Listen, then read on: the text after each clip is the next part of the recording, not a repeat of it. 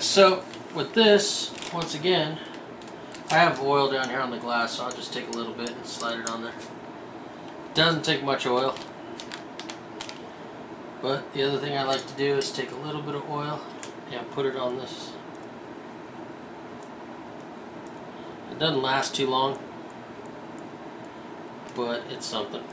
Now this oil is for spray guns, so it doesn't cause any problems. It's not supposed to cause fish eyes. Has no silicones and is not petroleum based, which makes you wonder what is it. Okay, and then this drops down inside there. Now if you're noticing wear and tear on one side of the trigger, turn it around the other way and run it the other direction for a little while. Okay, now to drop this piece in, a nice pair of tweezers is always nice.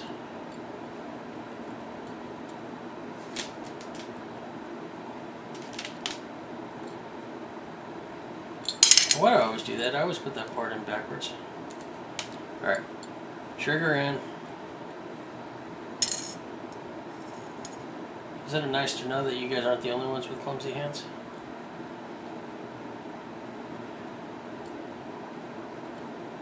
That part in.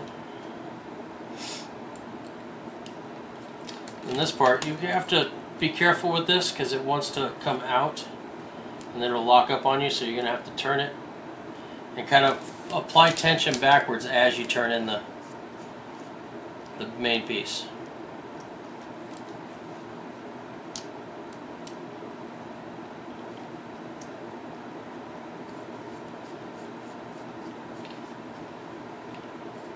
Now the Badger, you can turn this into where it's tight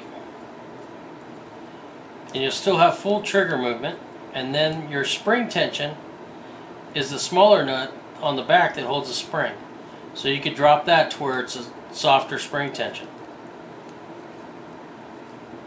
So it makes it to where you have adjustable spring pressure, which is real nice. Okay, we'll put the needle lock nut back on.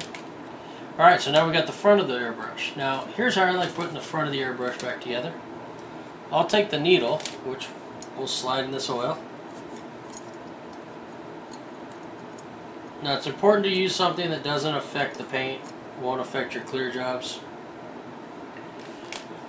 Now, I put the needle in, and it goes past. Then I'll take the nozzle and I'll drop it on top of the needle. Right? So now the needle and nozzle's off the brush.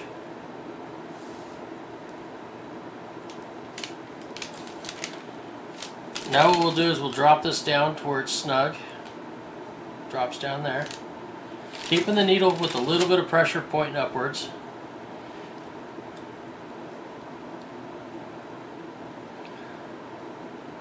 And we'll tighten this up. Now remember I took an O-ring off? Well, that's the O-ring I took off. I just noticed that there was no O-ring in there. So we're going to put the O-ring on the body. There we go.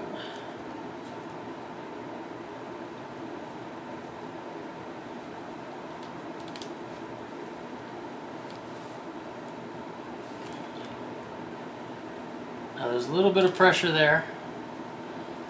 Then I tighten this up. Now what I'll do is I'll take the needle and lightly spin it, and then just barely put in your hand a little tiny pressure, not much, very little pressure. Tighten up the packing. Tighten up the needle lock nut. Then once that's tight, then you just move the airbrush back and forth and see how it feels on that.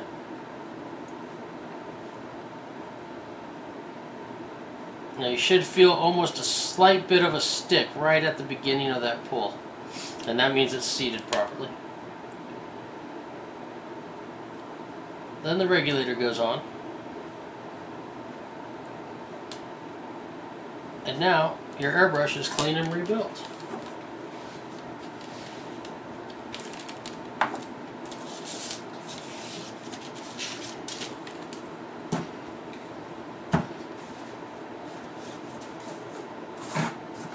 You know, this is an airbrush that we didn't have to tighten the packing on. So there is a slight advantage to working on this airbrush first.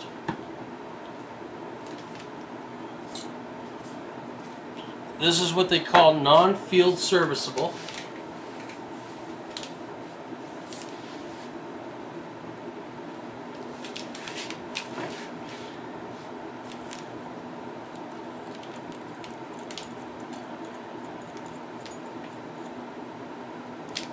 And there we go.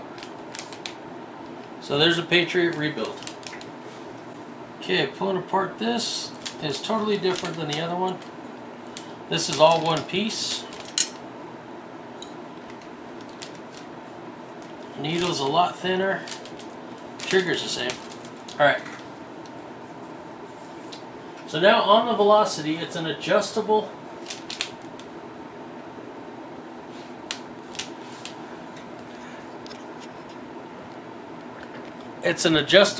packing on it. The little seal that's inside the airbrush that the needle seats on is adjustable. Now in order to adjust that, you take a little jeweler's screwdriver, put it down inside the airbrush, and you'll feel it lock into the nut that's inside there. Now, it takes about a 1/16 of a turn to alter it. So you really don't want to turn this too much. Just turn it a little bit, then you put the needle in. Now you have to do this very carefully. And check the resistance on it. You want a little bit of resistance, not too much. If you have too much of resistance, the needle will stick.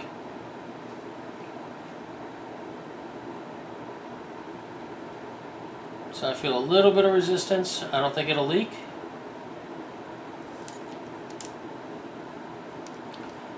And you can put the airbrush all back together. So if your packing's leaking, that's basically what you have to do to go through and fix it. Not a real big deal.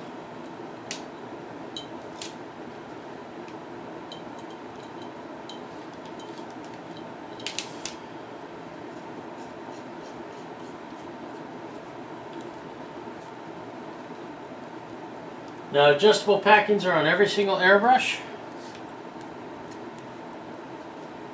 except for the ones that are non-serviceable. But packings are on every single airbrush, they're just not adjustable.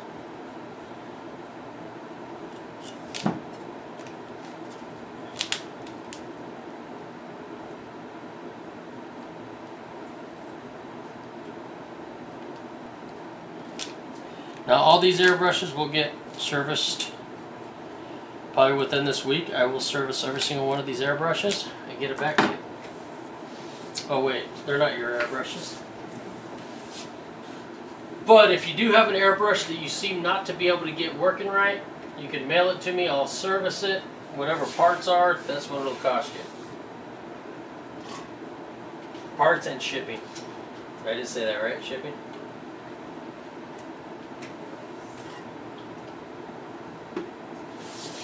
So, if you guys have any problems like that, just let me know. I will polish it, get it working good, to where you're happy, I'm happy, we're happy.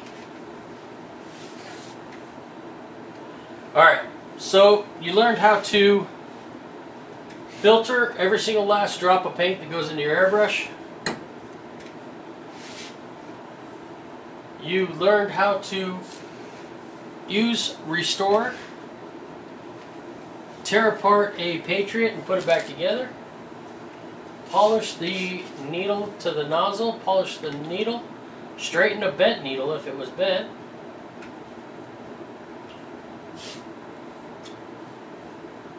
you learned where to put oil to keep your airbrush running good. So now you should have an airbrush that is always working good, never giving you any problems, always looking clean, and feeling the way the airbrush was meant to feel in your hands. So Is there any questions?